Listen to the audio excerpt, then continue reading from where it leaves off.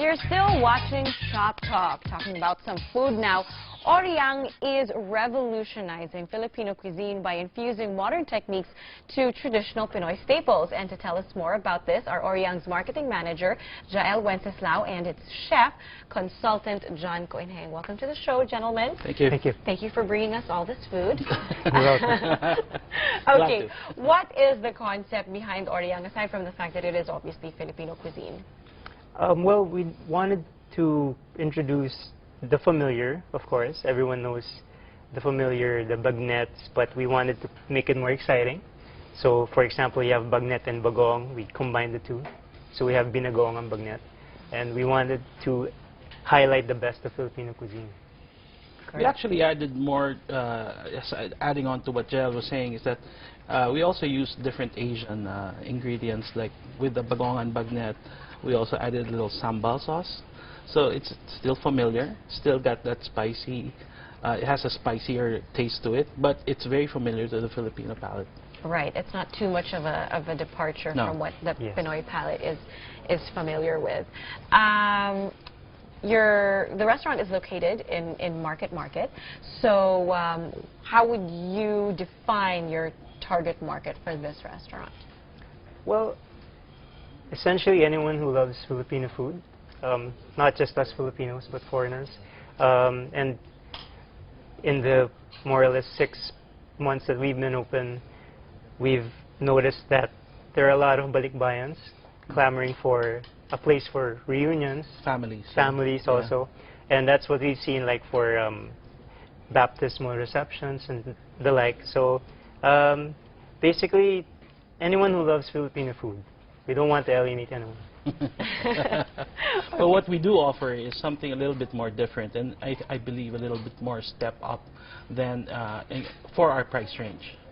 So we're offering for a mid-range or a casual dining price range, we're offering something a little bit more exciting, a little bit more different, a little bit more twist.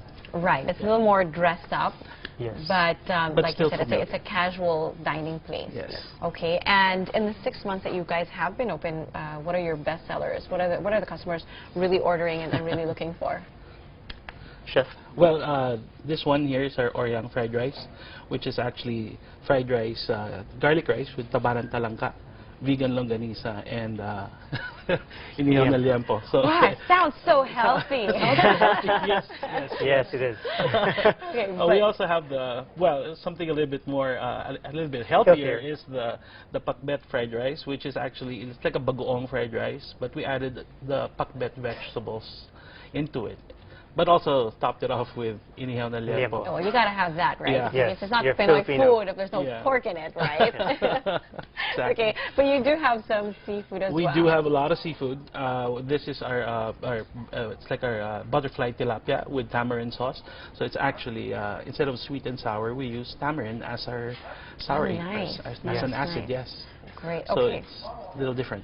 All right, and then you also have like a seafood-looking salad right over here. Just seafood, mixed seafood salad. We have called Oriang salad. So it's made with singkamas and bean sprouts. Okay, so yeah, there's something for everyone. There is actually some healthy stuff. Oh yeah. On there, right? Okay, and I'm gonna have to try some of it. Yes, go ahead, please. Okay, so I'm gonna try the fishy stuff. Well, what is this? That's our anyhow. That's our crispy hito. Crispy hito. Or catfish. Catfish, yeah. Okay, so while I'm trying the catfish, can you tell me a little bit about the name? How did you guys come up with the name? Oriang. Well, Jael can answer that. Oriang is actually the nickname of Gregoria de Jesus, who is the wife of Andres Bonifacio. Okay, and this is important because it is the connection between Andres Bonifacio and Oriang is also with the restaurant, because their first restaurant was Cafe de Bonifacio. This is Cafe de Bonifacio in Podium. And we decided to make it a continuation of sorts when Ayala approached us for Market Mall. So we decided to go with Oriang. Okay, all right. So the restaurants are somewhat related. Okay, so you're saying this is catfish. It's catfish, which was it's marinated with tamarind also. Okay. And then it's deep fried Okay, deep fried, no, but it's super tasty. Yes. And it has that little tang to it. It has so the I tang, was yeah, wondering because of the because what of was the in there. tamarind. Okay, so butterflied That's the tilapia with tamarind also with sauce. tamarind Also sauce, with the tamarind but not sauce. marinated. It's like No. swimming This in one, the sauce, yeah. right? That's just poured over. Nice.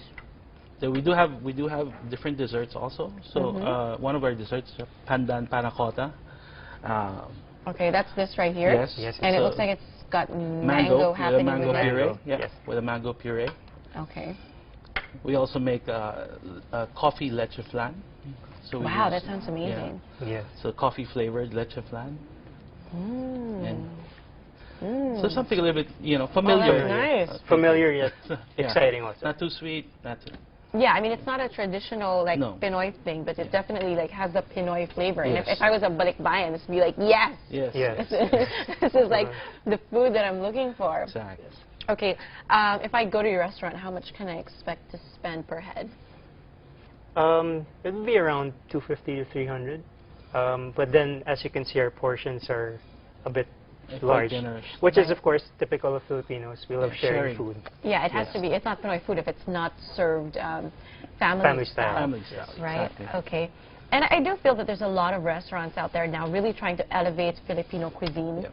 I mean, for me, there's no doubt that Pinoy food tastes amazing. It's just, I think a lot of it has to do maybe with the presentation or what have you. What do you think it's going to take for Pinoy food to really be put on the world map? Like, Thai food, everybody knows your pad Thai or your tom yum soup, right? When are people going to know pinakbit and Filipino-style adobo or whatever? What do we need to do?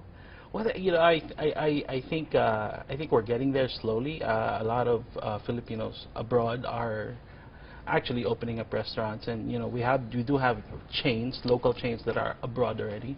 So I think it is happening slowly, and it will become more familiar as the years go by, I think. And to add to that, I think the social media aspect of it Yeah. really helps. Yeah. There's more to Pinoy food than balut and adobo. Exactly, because Yeah. we don't eat balut every day. And, Yes. I mean, that's totally like a misconception, right? Yeah, so I think with the power of social media and Instagram and all those applications, by bringing people in and having them experience the food and then telling people about it via the social media really helps. And I think that's one way to get started on it. Right. And of course, you could have just head on over to Oriang and try it for Absolutely. yourself. That's true. The best experience. I mean, the show is being watched all over the world on Yes. on TFC, so that's definitely a good thing. Guys, thanks for coming on the show. Thank you. Thank you so for much. having us. Thank you. All right, for our final stretch, we'll take a look at the creatively designed furniture for your living space, so stay tuned.